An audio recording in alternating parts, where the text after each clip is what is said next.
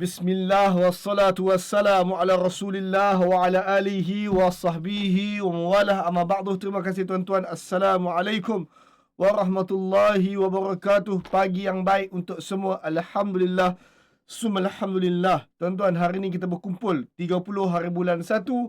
Masya Allah, dah habis dah sebulan.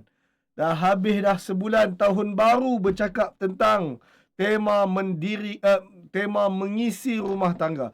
Baik tuan-tuan, tadabbur kita hari ini tadabbur ke-498, 30 hari bulan 1 2026, bercakap tentang tema mengisi rumah tangga.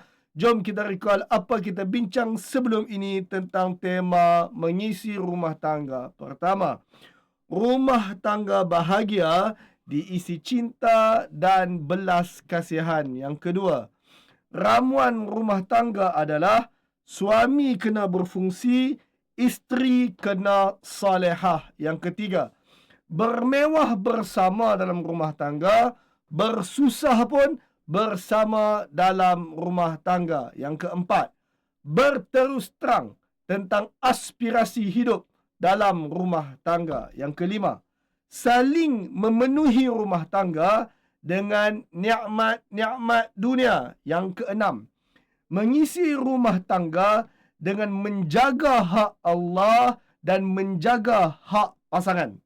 Yang ketujuh, menjadi penyeri dalam rumah tangga dan menjadi penutup aib dalam rumah tangga. Yang ke-8, jangan menekan pasangan dalam rumah tangga menggunakan anak. Jangan jadikan anak senjata untuk tekan suami kita, untuk tekan isteri kita. Yang ke-9 adalah perbincangan kita hari ini. Tuan-tuan, bantu saya komen di bawah rujukan kita hari ini. Surah At-Taghabun, surah ke-64, ayat 14 dan 15, insya-Allah. At-Taghabun, surah ke-64, ayat 14 dan 15, insya-Allah. Baik tuan-tuan, surah At-Taghabun surah ke-64 ayat 14 dan 15 ni tuan-tuan, Allah bercakap tentang perkara apa? Allah menyebutkan tentang rumah tangga. Ya ayyuhallazina amanu, wahai orang-orang yang beriman, inna min azwajikum wa auladikum, sesungguhnya terdapat di kalangan azwajikum, pasangan-pasangan kalian, isteri-isteri kalian, wa auladikum, ada dari kalangan anak-anak kalian, aduwallakum, yang menjadi musuh bagi kalian. Tuan-tuan, perkataan yang Allah guna adalah perkataan yang cukup besar, iaitu adu, musuh.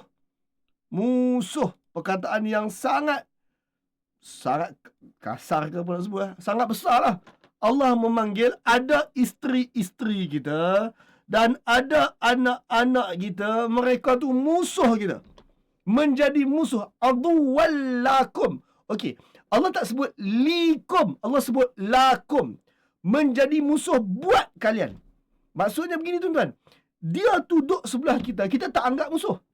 Dia duduk sebelah kita, kita tak anggap dia musuh. Dia pun tak anggap kita musuh. Kalau Allah sebut aduwallikum, ada isteri kita dan ada anak-anak kita menjadi musuh kepada kita, maksudnya dia dengan kita tu bermusuh. Tapi Allah tak kata aduwallikum. Allah tak kata mereka ni musuh kepada kalian, musuh kalian. Namun Allah kata mereka tu menjadi musuh lakum, bagi kalian, ke atas kalian. Maksudnya tuan-tuan, dia duduk sebelah kita, anak kita ni, dia duduk sebelah kita, pasangan kita ni, dan nampak macam okey. Nampak macam kita berkasih sayang dengan dia. Nampak macam everything just fine. Tapi Allah kata ada pasangan kita dan ada anak kita yang sebenarnya ini yang menjadi musuh kepada kita. Musuh yang macam mana tuan-tuan? Kadang-kadang musuh itu adalah musuh akhirat. Ada perbuatan yang isteri kita buat, suami kita buat, anak kita buat, yang mana di akhirat kelak akan buat kita bermusuh. Ataupun ada keadaan di mana suami kita, isteri kita, anak kita, mereka nak menekan kita, menundukkan kita untuk melepaskan hak kita ke atas diri mereka untuk menjadi dominan dalam rumah tangga. Ini juga musuh buat kalian. Bahasa tu kena jelas sikit tuan-tuan. Ada anak-anak dan ada isteri yang menjadi musuh buat kalian. Fahdharuhum. Maka Allah nasihatkan kepada manusia-manusia yang ada pasangan. Manusia-manusia yang ada anak-anak bini. Fahdharuhum. Hati-hati dengan anak-anak dan juga pasangan yang menjadi musuh kepada kita. Saya ingatkan balik, mereka tak bermusuh dengan kita terang-terang. Mereka tak bermusuh head on dengan kita. Namun mereka buat sesuatu yang sebenarnya akan buatkan kita rosak atas muka bumi, tertuntut pula di akhirat kelak dengan mereka sendiri. Maka tuan-tuan, apa kita nak buat terhadap pasangan kita yang hidup dia sehari-harian menjadi musuh kepada kita? Menjadi musuh kepada kita ni contohlah, dia enggan taat kepada kita selaku suami. Ataupun kalau dia pula suami, dia tak mau, dia pula suami, dia nak isap rokok, dia semayang pun tak lekat, isteri tudung pun tak mau pakai. Kita minta dia pakai tudung yang yang tebal sikit, yang tak jarang, dia mula tarik muka. Tuan, benda tu taklah dia bermusuh dengan kita direct head on, tapi somehow benda itu akan menarik kita masuk neraka dengan dia. Somehow ada rebellious dalam diri dia. Aku tak tahu pasal apa suami aku ni, sejak ikut tadabbur kontok tu, jadi tudung aku pun dia kacau dah. Aku tak tahu pasal apa isteri aku ni, sejak ikut tadabbur kontok tu, rokok aku pun dia berani tegak dah.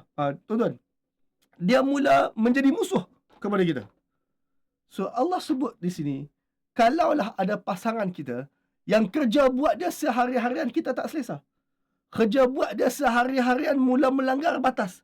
Kerja dia buat sehari-harian terhadap kita ni mula buat rumah tangga tidaklah rosak, tapi mula berantakan sedikit-sedikit. Maka Allah pesan kepada pasangan-pasangan ini, fahdharuhum. Berhati-hati, berjaga-jaga, beringat-ringat sikit dengan mereka. Wa in ta'fu wa tasfahu wa taghfiru. Maka tuan-tuan, ada 3 perkataan yang Allah sebut. Saya asingkan ketiga-tiga tu. Jikalau kalian memaafkan, kalau kalian mengabaikan, dan kalau kalian mengampunkan, fa innallaha ghafurur rahim. Allah Maha Pengampun, Allah Maha Sayang. Tuan-tuan, perkataan nombor 1, ta'fu. Bila kita ada pasangan yang menjadi musuh kepada kita, saya bagi satu contoh. Kita ada isteri yang kita nak minta dia pakai tudung, dia tak mau. Kita ada isteri yang kita minta dia pakai tudung, dia tak mau. Dia kata masa bercinta dulu okey je tak pakai tudung, tiba-tiba you baru ikut kelas tadabbur kontok 2 kali je, tiba-tiba suruh I pakai tudung. Dia menjadi musuh kepada kita. Kita ada suami yang selama ni kahwin kita memang tak sembahyang Jumaat pun tak. Lalu kita pesan kat dia, abang hari ni Jumaat, pilih sembahyang Jumaat. Dia menggelabah, dia mula tension kita nak sebut pasal sembahyang Jumaat kat dia. Maka tuan-tuan, apa nak buat bila ada pasangan yang macam ni? Bukan tak kahwin lagi, kahwin dah. Kalau tak kahwin lagi, mudah. Kita carilah girlfriend lain. Kita carilah boyfriend lain. Tapi dah kahwin dah, apa nak buat? Maka Allah sebut, 3 benda kamu boleh buat. Kamu berhati-hati dengan mereka, yang tu sentiasa. Berhati-hati tu Allah cirikan 3 benda lagi. Apa dia? Nombor 1, ta'fu. Maafkanlah. Dia tak mau pakai tudung, tapi dia isteri kita nak kena bawa dia keluar juga balik raya. Kita kena keluar, bawa dia pergi makan nasi kandang juga. Dia isteri. Takkan tak pakai tudung, kita suruh dia duduk rumah, tak keluar-keluar. Nanti benda yang sebenarnya kecil jadi besar lah. Kalau kita tak boleh nak, istilah saya, pejam mata terhadap benda-benda begini. Maka Allah sebut, nombor 1, ta'fu. Maafkan je lah. Anggap benda ni kecil, maafkanlah. Ta'fu. Nombor 1, wa tasfahu. Tasfahu, buka muka surat baru. Daripada perkataan suhuf, buka muka surat baru. Wa tasfahu, abaikan je lah. Kalaulah ada cacat celah dalam rumah tangga yang boleh kita anggap kecil tu, Allah buka muka surat baru lah. Abaikanlah. Kalau kita tertangkap dia menipu kita sekali, alah, yang tipu tu dia dah kantai dah tipu dia pun duk buat muka monyok dah sebab kantai menipu. Fasfahu, kita abaikan je lah, kita buka muka surat lain. Dan yang terakhir, taghfiru, dan kalian ampunkanlah. Sebenarnya dalam bahasa Melayu ni, kita kekurangan vocabulary. Dua perkataan ni nampak macam sama. Terjemah bahasa Melayu pun saya terjemah maafkan, ampunkan. Tapi saya nak explain kat tuan-tuan apa beza dua perkataan tu. Ta'fu dengan taghfiru. Maaf maksudnya lebih kurang macam ni tuan-tuan. Dia buat salah, kita kata tak apalah, lain kali jangan buat lagi. Itu maaf. Ta'fu. Taghfiru adalah forgive and forget. Forgive and forget. Kita maafkan dan kita lupakan terus dia pernah buat. Maksudnya ke depan kalau ada masalah lain, kita tak terlintas di otak nak ngungkit pun benda yang dia pernah buat tu. Kita assume kata benda tu dia tak pernah buat. Kadang-kadang dia repeat buat kesalahan sama 2 kali. Kita tak tersebut pun dekat dia kata, dulu hang buat macam ni, abang dah maafkan dah. Ni hang buat lagi. Tuan-tuan, kalau kita duk sebut lagi, dulu abang, dulu aku maafkan hang lah, dulu hang. Itu maksudnya kita belum lagi taghfiru. Kita belum lagi ampunkan, forgive and forget. Kita baru buat nombor 1, ta'fu, maaf. Kita belum lagi taghfiru, forgive and forget. Allah Subhanahu Wa Ta'ala, kita nak mohon Allah maafkan kita, atau kita nak Allah ampunkan kita, forgive and forget. Tuan-tuan, kita nak Allah ampunkan terus. Ampunkan terus. Forgive and forget. Kalau catatan amalan tu, kalau boleh tolong padam catatan amalan yang dosa tu. Kita nak macam tu. Sebab tu kita sebut kepada Allah, astaghfirullah. Aku mohon keampunanmu ya Allah. Iaitu aku mohon forgive and forget daripada engkau. Maka dalam hubungan rumah tangga, apabila isteri kita, pasangan kita, anak-anak kita buat sesuatu yang sebenarnya tak bagus dalam rumah tangga, macam mana nak kekal rumah tangga harmoni, tetap juga tidak berantakan rosak? 3 benda. Nombor 1, ta'fu, maafkanlah kesalahan-kesalahan dia. Jangan bagi cerita tu jadi panjang lah. Kalau dia buat salah sekali, 2, 3, 4 kali tu. Wa tasfahu, abaikanlah kesalahan dia tu. Bukalah muka surat lain. Benda hak boleh pejam mata, kita pejam mata.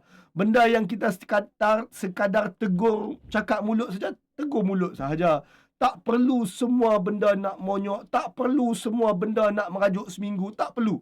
Benda-benda yang sekadar tegur, kemudian move on. Ta'fu, maafkan. Tasfahu, abaikan. Buka muka surat baru.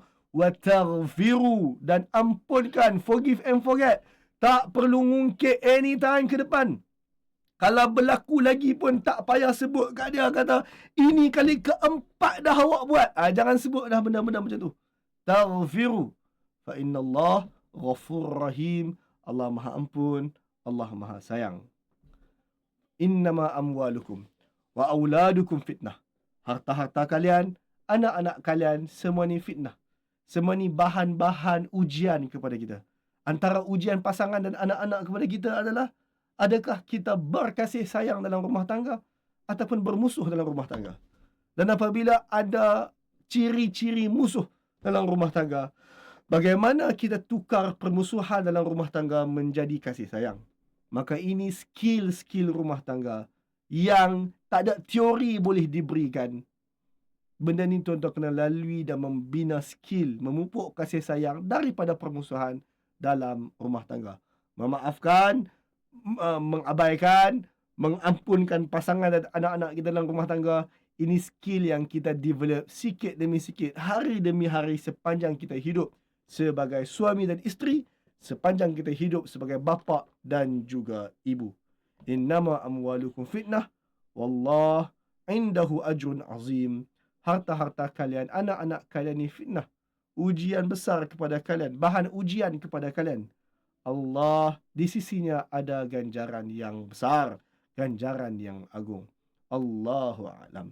Maka tuan-tuan, kesimpulan kita hari ini, dalam rumah tangga, pupuk kasih dalam rumah tangga, bukan pupuk permusuhan.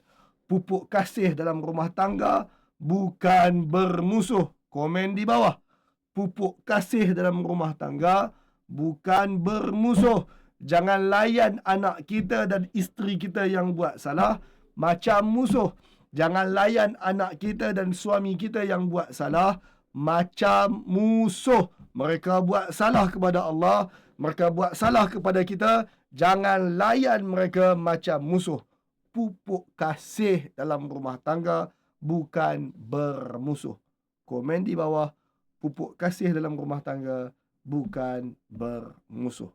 Komen di bawah, pupuk kasih dalam rumah tangga, bukan bermusuh. Allahu a'lam.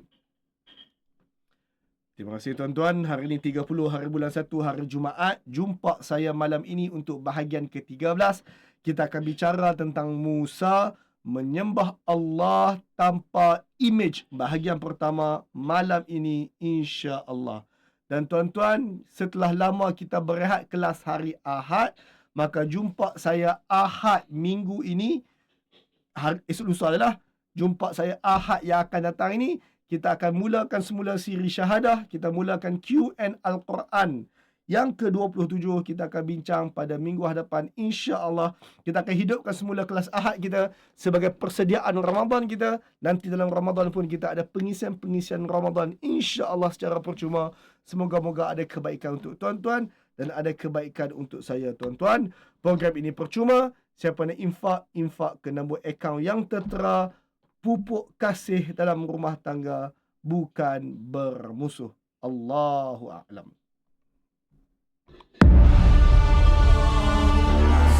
Alhamdulillah, terima kasih tuan-puan kerana ikuti perkongsian tadi sehingga penghujungnya. Alhamdulillah. Perkongsian sebentar tadi adalah salah satu daripada insentif percuma di Algebra ini, hasil daripada sumbangan infak daripada orang ramai. Seandainya anda ingin turut sama menyumbang, maka salurkan sumbangan anda ke akaun bank yang tertera. InsyaAllah. Semoga Allah ganti dengan yang lebih baik. Assalamualaikum. Allahumma salli wa sallim ala Sayyidina wa maulana Muhammad. Adada ma fi ilmillahi salatan daimatan bidawami mulkillahi. Ya Allah, curahkan rahmat dan keselamatan bagi Nabi junjungan kami Muhammad, selamanya di dalam keabadian, kekekalan kerajaanmu ya Allah. Ya Allah, please shower your blessing and your salvation to the Prophet Muhammad, who we all adore. May he always be under your sovereignty. May he forever be under your loving care. Allahumma salli wa sallim wa barik alaih. Allahumma salli wa sallim wa barik alaih. Allahumma salli wa sallim wa barik alaih. Allahumma salli wa sallim wa barik alaih. Ya Allah, 给我们感恩和可怜，跟老舍穆罕默德是爱他，好汉主宰点安的Allah的可怜我们好很久。Allahumma salli wa sallim ala Sayyidina wa maulana Muhammad. Adada ma fi ilmillahi salatan daimatan bidawami mulkillahi. Ya Allah, curahkan rahmat dan keselamatan bagi Nabi junjungan kami